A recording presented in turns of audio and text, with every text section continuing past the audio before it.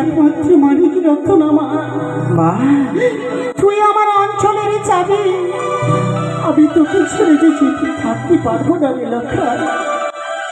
এ কি বলছো? তবে কি আমার শুভ কাজে সিদ্ধি হবে না মা? আরে যেও না লক্ষা, আমি যাবো না। ও যে বিবাহ করিতে রে ভয়ে মা, প্রাণে মন কাঁদে